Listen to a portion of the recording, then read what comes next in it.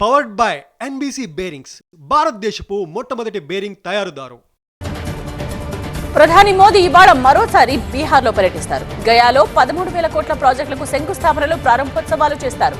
బీహార్ విద్యుత్ రంగాన్ని బలోపేతం చేయడమే లక్ష్యంగా 1300 మెగావాట్లతో నిర్మించిన బక్సర్ థర్మల్ పవర్ ప్లాంట్ ప్రారంభిస్తారు.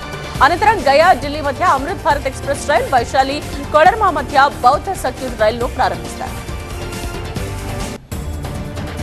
ఉత్తరప్రదేశ్ ఘజియాబాద్ లో ఎన్కౌంటర్ జరిగింది. రేప్ కేసు నిందితుల్ని పట్టుకోవడానికి వెళ్లిన పోలీసుల మీద దుండగులు కాల్పులకు ప్రయత్నించారు. ప్రాణ రక్షణ కోసం దుండగులపై కాల్పులకు దిగారు పోలీసులు. ఈ కాల్పుల్లో 2 నిందితులకు గాయాలయ్యాయి. వారిని ఆసుపత్రికి తరలించి చికిత్స అందిస్తున్నారు. మహారాష్ట్ర పాల్ఘర్ జిల్లా తరాపూర్లో ప్రమాదం జరిగింది. మెలోడీ ఫార్మా కంపెనీలో నైట్రోజన్ గ్యాస్ లీక్ అయింది. గ్యాస్ పీల్చుకున్న 4 ఊపిరాడక అక్కడికక్కడే చనిపోయారు. మరో 2 కార్మికుల పరిస్థితి విషమంగా మారడంతో ఆసుపత్రిలో చికిత్స కొనసాగిస్తున్నారు.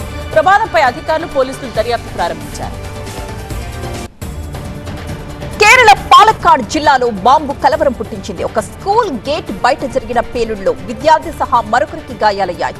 సమాచారాన్ని అందుకున్న వెంటనే పోలీసులు ఘటనాస్థలికి చేరుకుని బకెట్లో అమర్చిన బాంబును స్వాధీనం చేసుకున్నారు.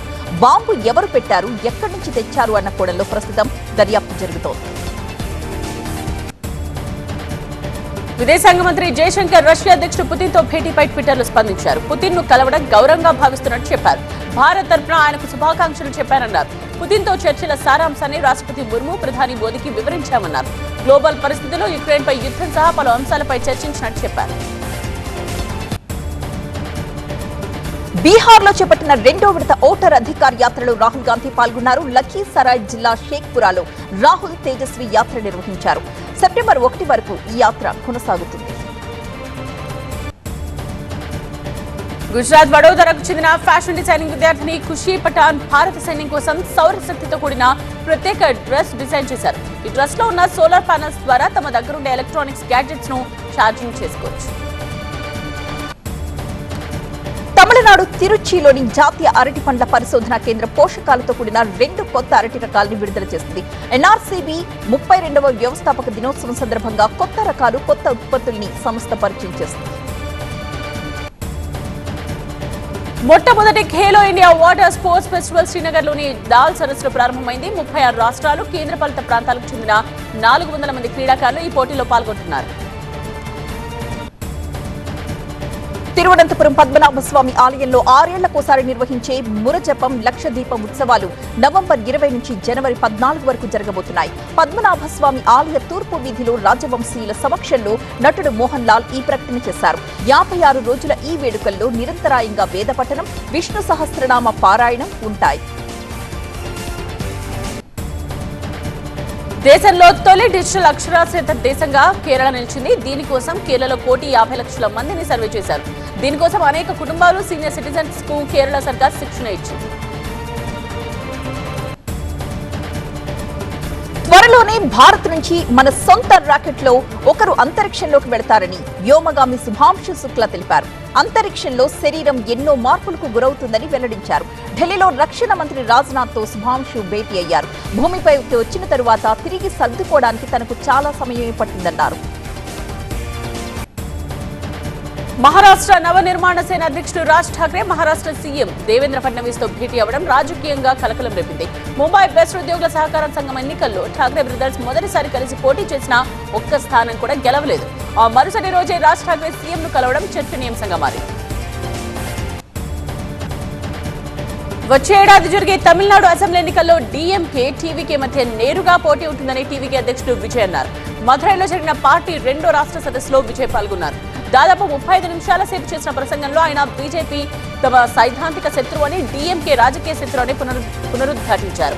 3వసారి ప్రధాని అయింది దేశ ప్రజలకు సేవ చేసేందుకా లేక ముస్లింలకు వ్యతిరేకంగా పనిచేసేందుకా అని ప్రధాని మోదీని ప్రశ్నించారు విజయ్. అంకుల్, మీరు అందరినీ మోసం చేశారని స్టాలిన్ పై విరుచుకుపడ్డారు. బీహార్ రాజధాని పట్నాలో రాష్ట్ర మదర్సా బోర్డు శతాబ్ది సమావేశంలో టోపీ ధరించడానికి సీఎం నితీష్ కుమార్ తిరస్కరించడం కలకలం సృష్టించింది. ఆయన తలపై టోపీ పెట్టేందుకు ముస్లిం మత పెద్ద ప్రయత్నించారు. ఆ తరువాత మంత్రి జమా ఖాన్ టోపీ పెట్టడానికి ప్రయత్నించగా ఆయనకే నితీష్ టోపీ పెట్టారు. చైనాను ఎదుర్కోవడానికి భారత్, అమెరికా సంబంధాలను తిరిగి గాడిలో పెట్టాలని రిపబ్లికన్ పార్టీ నాయకురాలు నిక్కీ హేలీ అమెరికా అధ్యక్షుడు డొనాల్డ్ ట్రంప్ కు సూచించారు. భారత్ ని ఒక ప్రజాస్వామ్య దేశంగా చూడాలని కోరారు. భారత్ ని పోగొట్టుకోవడం ఇబ్బందికరమని ట్రంప్ ని హెచ్చరించారు. SSMB 29 ప్రమోషన్స్ కు సంబంధించి ఇంట్రెస్టింగ్ న్యూస్ వైరల్ అవుతోంది. మూవీ తొలి ఈవెంట్ కు Hollywood legend James Cameroon guest గా హాజరవుతారన్న టాక్ వినిపిస్తోంది. డిసెంబర్ లో అవతార్ 3 రిలీజ్ కానుంది. అందుకే ఇండియాలో నవంబర్ లో ప్రమోషన్స్ కు కెమెరూన్ హాజరవుతారు. అదే టైంలో SSMB 29 ఈవెంట్ కూడా ఉండే ఛాన్స్ ఉంది. Association of Malayala movie artist కు అధ్యక్షురాలిగా ఎన్నికైన శ్వేతా మీనన్ కు శుభాకాంక్షలు తెలిపారు star hero Mohanlal. Association కు ఎప్పుడూ తన సహాయ సహకారాలు అందిస్తానని చెప్పారు. ప్రస్తుతం అమ్మలో 560 మంది సభ్యులు మాత్రమే ఉన్నారని, కొత్తవాడు కూడా ఈ అసోసియేషన్ లోకి రావాలన్నారు. చిరుత సినిమాతో సిల్వర్ స్క్రీన్ ఎంట్రీ ఇచ్చిన నేహా శర్మ దర్శకురాలిగా మారుతున్నారు. ఒక డిజిటల్ ప్లాట్ఫామ్ కోసం 1945 నాటి కథతో సినిమాని తెరకెక్కించడానికి సిద్ధమవుతున్నారు ఈ బ్యూటీ. ఈ సినిమాని బాలీవుడ్ స్టార్ హీరో అజయ్ దేవగన్ నిర్మిస్తున్నారు. ప్రస్తుతం చర్చల దశలో ఉన్న ఈ ప్రాజెక్టుకి సంబంధించి పూర్తి వివరాలు త్వరలోనే వెల్లడి కాబోతున్నాయి. పవర్డ్ బై NBC బేరింగ్స్, భారతదేశపు మొట్టమొదటి బేరింగ్ తయారుదారు.